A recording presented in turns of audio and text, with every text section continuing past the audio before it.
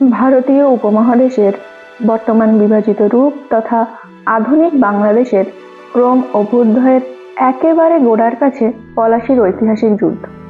এই যুদ্ধে ক্ষমতার লোভে নবাবের বিরুদ্ধচারণ করে উপমহাদেশের ইতিহাসে বিশ্বাসঘাতকরা সেরা নজির হয়ে আছেন মীর জাফর আলী খান।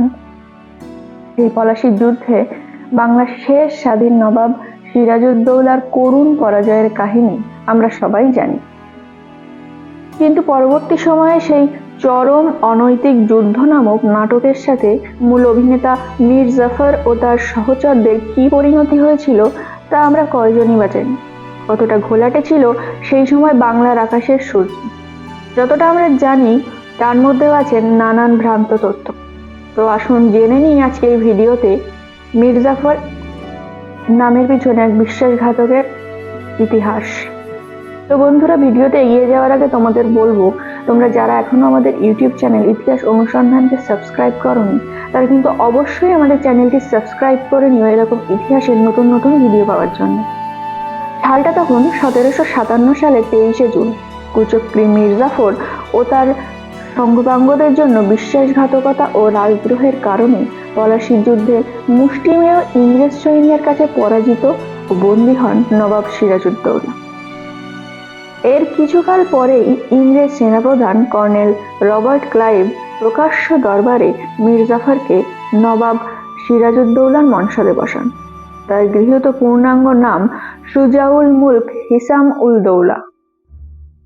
মীর মোহাম্মদ জাফর আলী খান মোহাম্মদ জং, অর্থাৎ দেশের সাহসী, সাম্রাজ্যের তরবারি, সংগ্রামে ভয়ঙ্কর মীর মোহাম্মদ জাফর আলী খান পুত্র মিরনের প্রবল আগ্রহে তাকে শাহাম্মাদ জং বা সংগ্রামে সাহসী উপাধি প্রদান করে।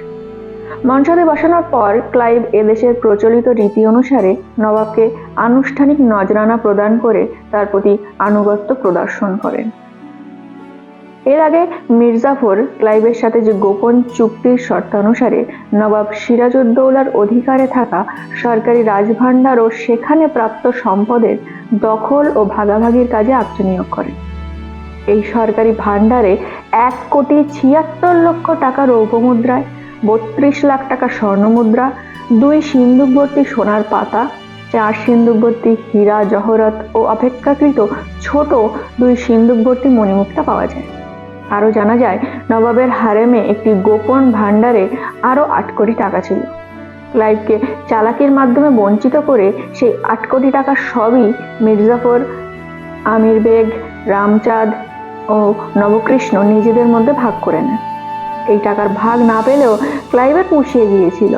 তবে নবাবের প্রকাশ্য ভাণ্ডারে অর্থ না পাওয়ায় এবং গোপন চুক্তির শর্তানুসারে ক্লাইভকে 1.5 কোটি টাকা না দিতে পারায় মীর জাফরকে বর্ধমান ও পার্শ্ববর্তী অঞ্চল ইংরেজদের কাছে ইজারা দিতে হয়।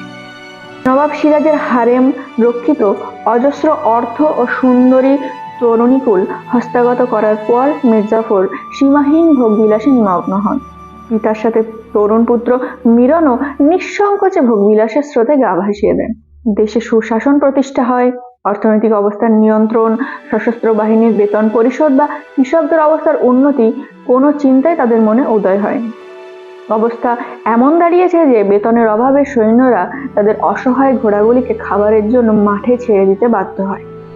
পিতা পুত্রের অধীন শখানেক প্রিয়পাত্র ও নারী ব্যতীত আর কারো নিয়মিত বেতন পাওয়ার ব্যবস্থা ছিল না। রাজ্যে এই কঠিন অবস্থায় মীর জাফরের রাজত্বের 1 বছর ও 3 মাস অতিক্রম হতে না হতেই সৈন্যরা ধৈর্যহীন হয়ে পড়ে। তার বিরুদ্ধে বিদ্রোহ করা, তাকে হত্যা করার চেষ্টা করা হয়, কিন্তু এই পরিকল্পনা ব্যর্থ হয়। এর ফলে মীর জাফরের বড় ভাই মীর কাজিম ও প্রধান সেনাপতিদের অন্যতম খাজা আব্দুল হাদী সহ মীর জাফরের কুটিল চক্রান্তের শিকার হয়ে নির্মমভাবে প্রাণ হারান। কিন্তু তাতেও পিতা পুত্রের ভোগ সর্বস্ব প্রকৃতির কোনো পরিবর্তন হয়নি। তারা উভয়ই জনগণের কাছে ঘৃণার পাত্রে পরিণত হন। ইংরেজরা তাদের নিয়ে মহা মুশকিলে পড়ে যায়। মীর জাফর যে এত অপদার্থ সে কথা তারা ভাবতেই পারেননি। ইংরেজরা তাকে অপসারণের চিন্তা করতে লাগলো, কিন্তু তার স্থানে বসাবেন কাকে? তার গুণধর পুত্র মিরন অপদার্থতায় তার পিতার থেকেও কয়েক গুণ উপরে। তার উপর ইংরেজদের তিনি পাত্তাই দিতে চান না। এদিকে পূর্ণিয়া নিয়ে মহা বিপদে পড়লেন পিতা পুত্র। পূর্ণিয়ার শাসনকর্তা ও মিরনের সারা জীবনের দুষ্কর্মের সাথী সৈয়দ খাদিম হাসান খান বিদ্রোহী হয়ে গেলেন। ইংরেজ কর্মকর্তার অধীনে বিরাট এক সৈন্যবাহিনী নিয়ে মিরন চললেন খাদিমকে শায়েস্তা করতে। সংবাদ পেয়ে খাদিম তার সৈন্যবাহিনী ও ধনসম্পদ সবকিছু নিয়ে আজিমাবাদ পাটনার দিকে পালিয়ে যান। মিরন ইংরেজদের সাথে নিয়ে তাকে ধাওয়া করতে থাকলে ভয়ে খাদিম পাটনা থেকে বেশ কিছু দূরে গঙ্গার উত্তরে জঙ্গলাকীর্ণ এক জায়গায় গিয়ে আত্মগোপন করেন। মিরনও সেই সময় এক জঙ্গুলে জায়গায় শিবির স্থাপন করেন, উদ্দেশ্যে খাদিমকে চিরতরে দুনিয়া থেকে সরিয়ে দেওয়া। কিন্তু সেই মহান উদ্দেশ্য সাধন করার আগেই তিনি দুনিয়া ছেড়ে চলে গেলেন। ইংরেজদের পরম বন্ধু ও সে যুগের প্রখ্যাত ঐতিহাসিক সৈয়দ গোলাম হোসেন খান তবতবাই তার বিখ্যাত গ্রন্থ শিয়ার উল মুক্তাকিরিন এর উল্লেখ করেছেন যে ঝড় বৃষ্টিময় এক মহা দুর্যোগের রাতে তাঁবুতে বিশ্রামরত অবস্থায় হঠাৎ বজ্রাঘাতে মিরন মারা যায়। পরবর্তীকালে ফরাসি সেনাপতি মসিও লাহোস অনেকেই তাকে একটি বানোয়াট কাহিনী বলেছেন। কারণ স্বরূপ বলা হয়, ইংরেজরা মিরনের ঔদ্ধত্য ও তার প্রতি অনমনীয় মনোভাব দেখে এক ঝড় বৃষ্টির রাতে তাকে হত্যা করার ব্যবস্থা করে। পরে তাদের বেতনভুক্ত গোলাম হোসেনকে দিয়ে এমন কাহিনী লেখার ব্যবস্থা করেন যে মিরনের বজ্রাঘাতে মৃত্যুর কাহিনীটি সর্বস্তরে মানুষের কাছে গৃহীত হয়। মিরনের এই ঘটনার সাথে পরোক্ষভাবে জড়িত আরেকটি ঘটনাও এই লেখক তার গ্রন্থে অনেক জোর দিয়ে বলেন। নবাবী লাভের পরপরই মির্জাফর ও মিরনের নির্দেশে নবাব সিরাজের মা আমেনা বেগম ও খালা ঘসেটি বেগমকে ঘাতক বুড়িগঙ্গা নদীতে ডুবিয়ে হত্যা করে। উচ্ছল ও প্রাণবন্ত ভাষায় সেখানে বর্ণনা আছে যে মৃত্যুর আগে তারা নাকি অভিশাপ দিয়েছিলেন মিরন বজ্রাঘাতে মারা যাবে। পরবর্তীকালে কলকাতা ইস্ট ইন্ডিয়া কোম্পানির কর্মকর্তারা অনুসন্ধান করে এই সিদ্ধান্তে আসেন যে একটি সম্পূর্ণভাবে কাল্পনিক একটি কাহিনী। 1760 সালে ইংরেজ কর্মকর্তা হলওয়েল ব্রিটেন কর্তৃপক্ষের কাছে যে নথি পেশ করেন তাতে বলা আছে যে মির্জাফর ঘসেটি বেগম, আমেনা বেগম প্রমুখ সম্ভ্রান্ত নবাব বংশীয় মহিলাকে ঢাকার রাজকারাগারে নিষ্ঠুরভাবে হত্যা করেছে। মিরনের মৃত্যুর পরে কয়েক মাসের মধ্যেই মির্জাফর বংশাতে থাকতে পারেননি। ইংরেজরা তাকে ক্ষমতাচ্যুত করে তার জামাতা মীর কাসিমকে সিংহাসনে বসান। মীর কাসিম শ্বশুরের মতো মেরুদণ্ডহীন ছিলেন না। তার স্বাধীনচেতা মনোভাবের কারণে ইংরেজদের সাথে তার বিরোধ বাধে বেশ কিছু যুদ্ধ হয়।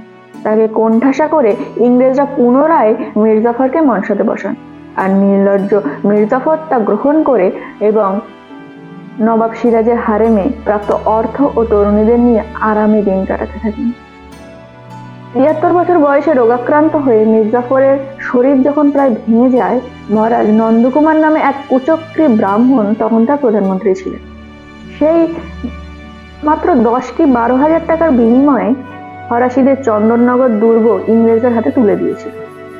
এই অতি ধূর্ত লোকটির প্রভাব তার উপর এত বেশি ছিল যে মৃত্যুর আগে কঠিন কুষ্ঠরোগে আক্রান্ত হলে মির্জাফর একজন সৈয়দ হয়েও হিন্দু দেবদেবীর পদদক পান করে শেষ নিঃশ্বাস ত্যাগ করে। মির্জাফর প্রদত্ত বংশতালিকা অনুসারে তারা ছিলেন ইরাকের নাফাজ শহরের সৈয়দ। শেষের দিকে তার বংশধররা মীর উপাধি বাদ দেন এবং অপেক্ষাকৃত কম বৈশিষ্ট্যসূচক মির্জা উপাধি ধারণ করে। পাকিস্তানের প্রথম প্রেসিডেন্ট আলোড়ন সৃষ্টিকারী ইকান্দার মির্জা ছিলেন মির্জাফরের বংশেরই লোক। তাহলে বন্ধুরা ভাবুন, শুধু একজন মানুষের লোভের কারণে পুরো একটি উপমহাদেশের ইতিহাস কিভাবে পরিবর্তিত হতে পারে। তার উৎকৃষ্টতম উদাহরণ বিশ্বাসঘাতক মির্জাফর। তার জীবন যতই সুখেরই হোক না কেন, নিন্দনীয় মৃত্যু ও প্রজন্মান্তরে লব্ধ ঘৃণায় তার কৃতকর্মের যোগ্য পরিণাম। তো বন্ধুরা, এই ছিল বিশ্বাসঘাতক মির্জাফরের জীবনের অজানা ইতিহাস। তো আমাদের ভিডিওটি যদি তোমাদের ভালো লেগে থাকে তাহলে অবশ্যই আমাদের ইউটিউব চ্যানেল ইতিহাস অনুসন্ধানকে সাবস্ক্রাইব করে পাশে থেকো আমাদের এরকম নতুন নতুন ইতিহাসের ভিডিও পাওয়ার জন্য।